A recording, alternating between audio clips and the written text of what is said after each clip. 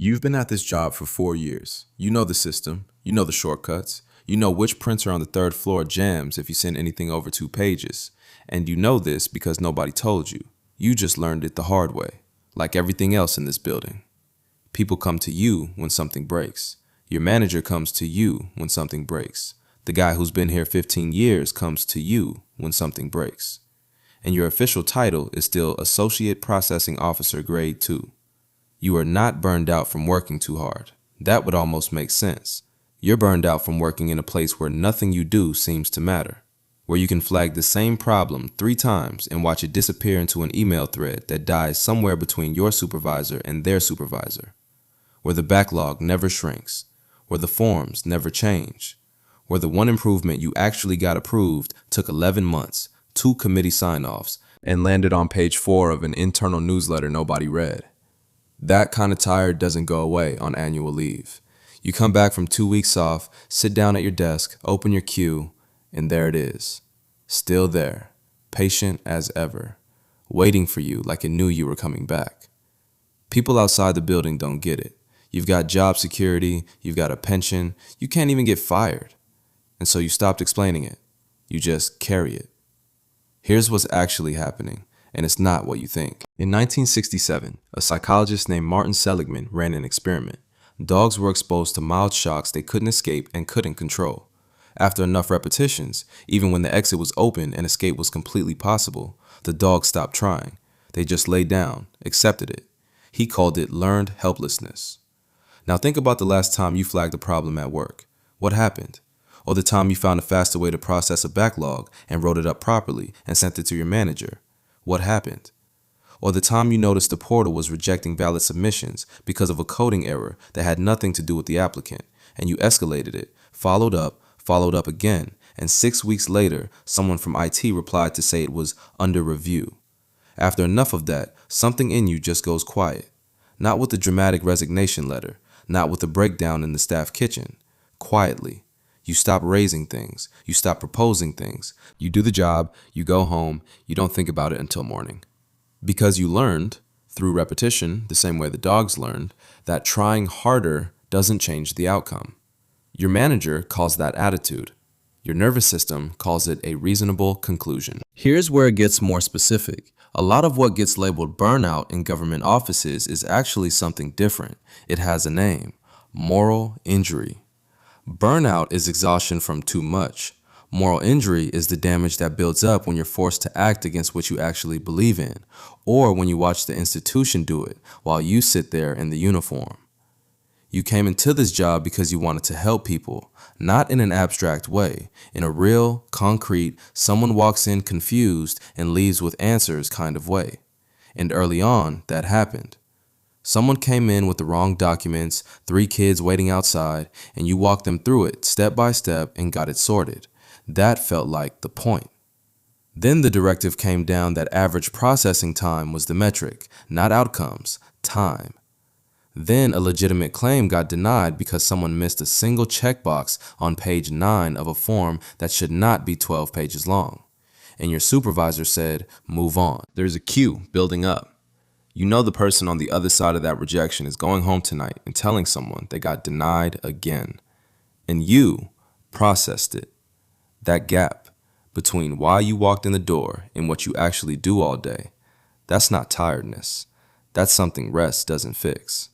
You cannot take enough annual leave to recover from being made to do things that contradict the reason you showed up in the first place. And it looks exactly like burnout from the outside, so people treat it like burnout. They take PTO. They try to set better limits. They come back Monday and the wound is still there.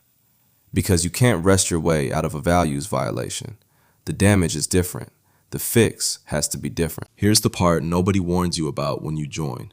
Government jobs have a way of getting into your identity. When you work at a company, some part of you knows it's just a company. You're allowed to feel separate from it. But when the job is public service, when the person on the other side of your desk is trying to access something they're genuinely entitled to, the mission gets inside you. You stop being someone who processes applications and start being someone who helps people. That becomes part of who you are.